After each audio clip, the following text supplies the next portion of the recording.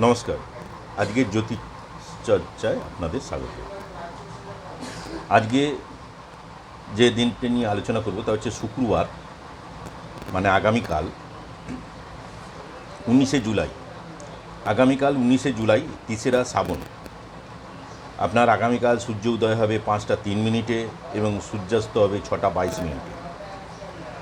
যেহেতু 3 সেকেন্ডের এদিকে কম বেশি হচ্ছে, সেই ক্ষেত্রে আগামীকাল শুক্রবার রাহুর আর এবং শুক্রের একটা দশা চলবে। এটি সমস্ত জাতক জাতিকার ক্ষেত্রেই কিছু শুভ অশুভ ফল দিয়ে থাকে। যেহেতু মঙ্গল মধ্যে বুধ যখনই গোচর করবে, সেখানে আমরা দেখব শনির দশা বা শুক্রের দশা অনেকটা নিচের দিকে নেমে যাচ্ছে। যার ফলে কি হবে, বুধকে যদি সাপোর্ট দিতে হয় তাহলে শুক্রকে কি বৃহস্পতিকে আমাদের যে কোনো দিক থেকে আটকাতে হবে। কিন্তু কালকে সবথেকে বড় যেটা হচ্ছে গিয়ে কি, এই যে কেতুর একটা দশা যেটা লেগে যাচ্ছে, যেটা শুক্রের অবস্থান নিচ্চ স্থানে থাকার জন্যে, এই কেতুর দশার জন্যে মোটামুটি বৃহস্পতি থেকে মঙ্গল সবই একটা গ্রাসের মধ্যে এসে যাবে। আগামীকাল কাল রাত্রি 9টা 3 থেকে 10টা 23-এর মধ্যে, এই কাল রাত্রিরে চেষ্টা করবেন কোনো বস্তু কার থেকে কিছু না নেওয়ার এবং কাউকে কিছু না দেওয়ার। কাল রাত্রিরে চান করবেন না। কাল রাত্রিরে খাওয়া দাওয়া বা ভক্ষণ কোনো কিছু, নেশা আদি কোনো কিছু থেকে বিরত থাকবেন। কাল রাত্রি এসব কিছু করিলে কাল রাত্রির মধ্যে তাহলে একটা খারাপ দশা বা একটা রাহুর দশা বা শনির দশা দেখতে পাওয়া যায়, তাতে আপনার ক্ষতি হতে পারে। তাই কাল রাত্রি চলাকালীন 9টা 3 থেকে 10টা 23-এর মধ্যে আপনারা কোনো রকম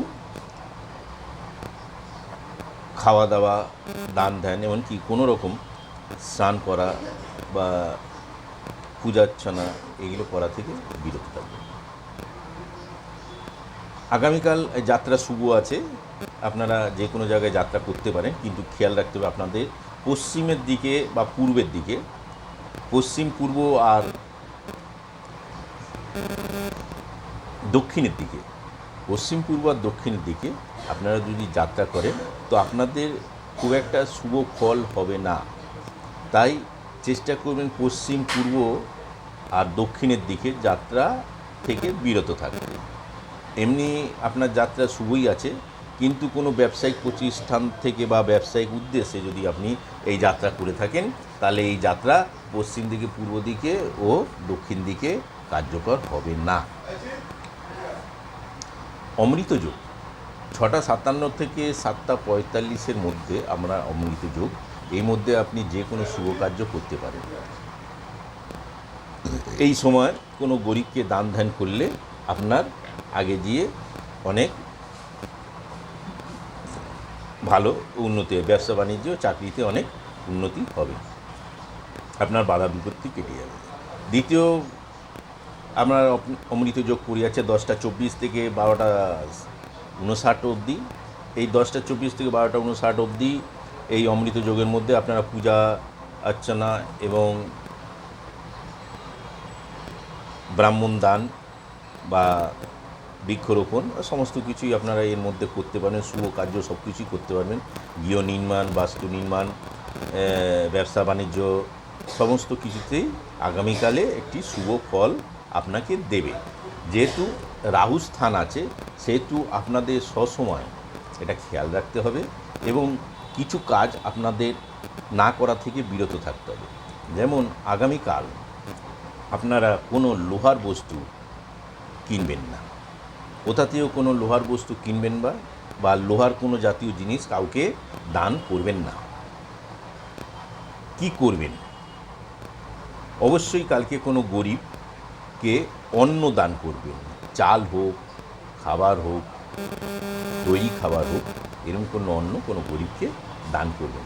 এতে আপনার যে বাধা বা অসুবিধা, যা বিপদের মধ্যে আছে যে গ্রহগুলো, সেইগুলো আপনার কেটে যাবে এবং আপনার দিনটা ভালো যাবে, আপনার কার্য সফল হবে। লাস্টের দিকে সবাইকে আরেকবার বলি, আমার এই চ্যানেলটাকে আপনারা সবাই সাবস্ক্রাইব করুন এবং শেয়ার করে সবাইকে দেখার সুযোগ করে দিন।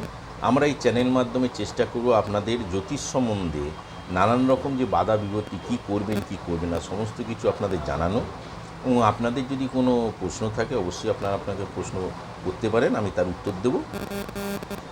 এবং আপনাদের বিভিন্ন ভারতের বিভিন্ন যে দার্শনিক স্থান, গুরুত্বপূর্ণ কিছু দার্শনিক স্থান যেগুলো আছে সেগুলো আমরা আপনাকে ঘুরিয়ে দেখাবো, এবং সেখানে গেলে আপনার কি লাভ হতে পারে সেই সম্বন্ধেও আপনাদের জানাবো।